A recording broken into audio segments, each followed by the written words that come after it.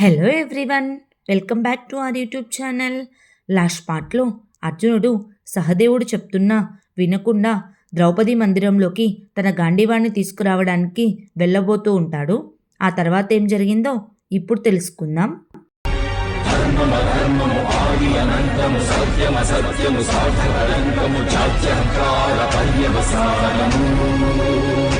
శక్తిదే భక్తిదే జీవన్ముక్తికి మార్గమిదే పంచమ వేద సారం మహాభారతం కృష్ణుడు చూపిన లీల ఇది జీవన వేద మార్గమిది గీత జనించిన క్షేత్రమే ఇది మహాభారతం.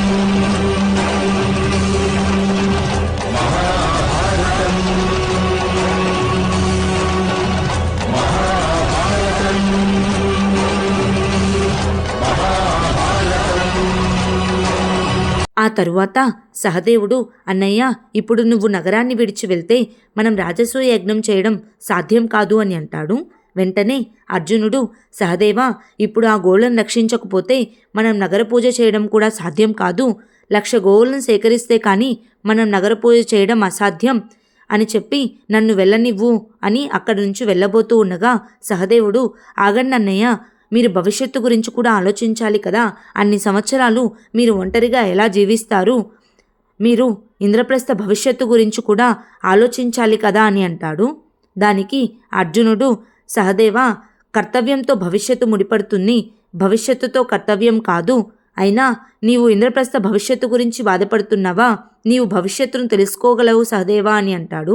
దానికి సహదేవుడు, భవిష్యత్తుని ఎవరైనా సుస్పష్టంగా తెలుసుకోలేరన్నయ్య, కానీ నా మనస్సు చెప్తుంది ఇంద్రప్రస్థానికి ఇంకా శాంతి నెలకొల్పే సమయం రాలేదని, ఒక భయానక భూకంపం రానుందని. మరి మీరు ఆ భూకంపం నుండి ఇంద్రప్రస్థాన్ని రక్షించకుంటే ఎలా?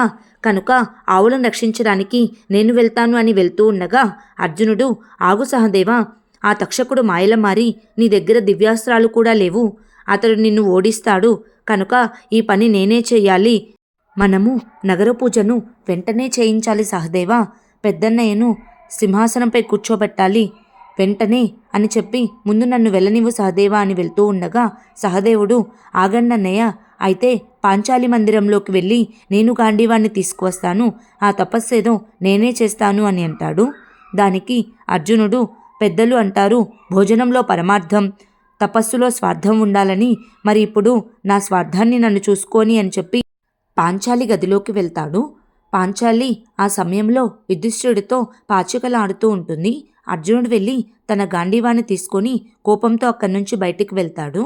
అర్జునుడిని చూసిన పాంచాలి యుధిష్ఠిరుడితో, ఏం జరిగిందని నాదా, వారు ఇప్పుడు మీ మాటను మీరవలసి వచ్చింది అని అంటుంది. అదే సమయంలో అర్జునుని గుర్రం మీద వెళ్తున్న శబ్దం వినిపిస్తుంది. వెంటనే యుధిష్ఠిరుడు గదిలో నుంచి బయటకు వచ్చి ఏం జరిగింది సహదేవా అని అడుగుతాడు.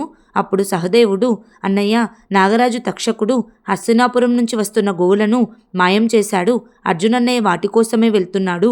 నకులా, వెంటనే నాగులను సిద్ధం చేయి, సైనికులకు ఎక్కిన విషయాన్ని తీయించాలి. భీమన్నయ్య మిమ్మల్ని దుర్గాన్ని రక్షిస్తూ ఉండమని చెప్పారు అర్జునన్నయ్య అని చెప్తాడు. వెంటనే భీముడు, ధర్మరాజు దుర్గాన్ని రక్షించడానికి వెళ్తారు. ఆ తరువాత అర్జునుడు అడవిలోకి వెళ్ళి తన దివ్యాస్త్రాన్ని ఉపయోగించి గోవులు ఎక్కడున్నాయో తెలుసుకుంటాడు. వెంటనే తక్షకుడి దగ్గరికి వెళ్ళి తక్షకుడి పైన తన దివ్యాస్త్రాన్ని ప్రయోగించి తక్షకుడి చుట్టూ ఒక అగ్నివలయాన్ని ఏర్పాటు చేస్తాడు. తక్షక, అగ్నివలయాన్ని తప్పించుకొని ఏనాగు బయటపడలేదు. కనుక నువ్వు నన్ను శరణు కోరితే నేను ఈ అగ్నివలయాన్ని ఆర్పివేస్తాను అని అంటాడు.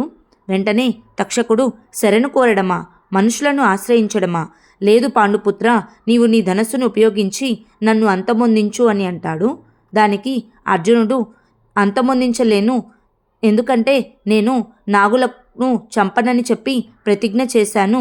అలసి సొలసి నీవు నన్ను శరణు కోరి ఆశ్రయించేంత వరకు నేను యుద్ధాన్ని చేస్తూనే ఉంటాను అని అంటాడు. తక్షకుడు, ఏమీ చేయలేక, నేను నిస్సహాయుణ్ణై నా పరాజయాన్ని అంగీకరిస్తున్నాను పాండుపుత్ర, నీవు నీ గోవులను తీసుకువెళ్ళు. కానీ ఈ శత్రుత్వం ఇంతటితో ముగిసిపోదు.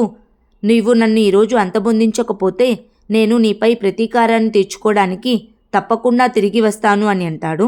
దానికి అర్జునుడు, తప్పకుండా నేను ఎదురు చూస్తూ ఉంటాను తక్షక అని చెప్పి తన దివ్యాస్త్రాన్ని ఉపయోగించి ఆ మంటలను ఆర్పివేస్తాడు. ఆ తర్వాత తక్షకుడు అక్కడి నుంచి మాయమైపోతాడు. ఆ తరువాత అర్జునుడు ఆ గోవులన్నిటినీ తీసుకొని ఇంద్రప్రస్థానికి వెళ్తాడు. అక్కడ యుధిష్ఠిరుడి కాళ్లకు నమస్కరించి, అన్నయ్య, మనము ఆనాడు ప్రతిజ్ఞ చేశాము కదా, పాంచాలి అనుమతి లేకుండా పాంచాలి మందిరంలోకి ఎవరూ ప్రవేశించకూడదని. కనుక నేను ఇప్పుడు సన్యాసం స్వీకరించవలసి ఉంది, తపస్సు కూడా చేయవలసి ఉంది అని అంటాడు. వెంటనే యుధిష్ఠిరుడు, అర్జున, పాండు మహారాజు సంతానంలో నేను పెద్దవాడిని, కానీ చరిత్రలో నీవే శ్రేష్ఠుడిగా నిలుస్తావు అని అంటాడు. వెంటనే అర్జునుడు, అన్నయ్య, నన్ను ఆశీర్వదించండి, నేను తపస్సులో వృద్ధి చెందాలని అని అంటాడు. దానికి యుధిష్ఠిరుడు, తపస్సులో, అనుభవంలో, జ్ఞాన సామర్థ్యాలలో ఎల్లప్పుడూ నీవు వృద్ధి చెందుకాక అని ఆశీర్వదిస్తాడు. ఆ తరువాత అర్జునుడు భీముడు దగ్గర ఆశీర్వాదం తీసుకుంటాడు. భీముడు, అర్జున, నీకు శుభం కలుగు కాక అని దక్షిణ దిశగా వెళ్తే సూరసేను రాజ్యానికి తప్పనిసరిగా వెళ్ళు.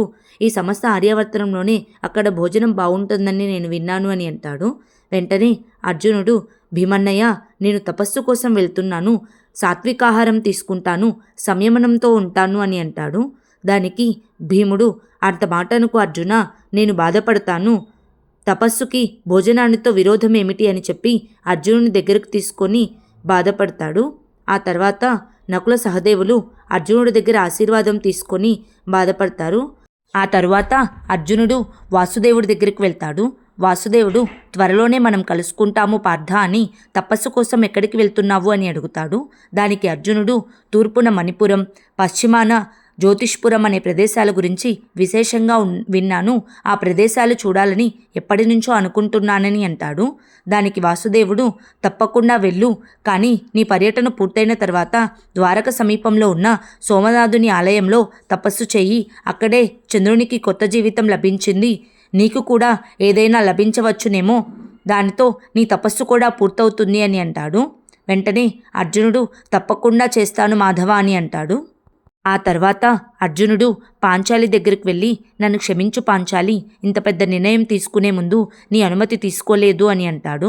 వెంటనే పాంచాలి, మీరు మంచి నిర్ణయమే తీసుకున్నారు నాథా, మీ అనుభవం వల్ల మన రాజ్యానికి మంచి చేకూరుతుంది, నాకు కూడా ధైర్యాన్ని పెంచుకునే సామర్థ్యం పెరుగుతుంది, మీ తపస్సు సఫలమవ్వాలి నాథా అని అంటుంది. ఆ తర్వాత అర్జునుడు తన ఆభరణాలను తీసివేసి తన వస్త్రాలను మార్చుకొని కాషాయ వస్త్రాలు ధరిస్తాడు. ద్రౌపది అర్జునుడి కాళ్లకు నమస్కరించి, నేను గనక పతివ్రత స్త్రీని అయితే దారిలో వచ్చే ఎటువంటి ఆటంకాలకు మీ పాదాలకు ఏ ఇబ్బంది కలగకూడదు అని చెప్పి ఏడుస్తుంది. ఆ తర్వాత అర్జునుడు భూమికి నమస్కరించి అక్కడి నుంచి వనవాసానికి బయలుదేరుతాడు. ఆ తర్వాత ఏం జరిగిందో నెక్స్ట్ పార్ట్లో తెలుసుకుందాం. Please like, share and subscribe to our YouTube channel. Thank you.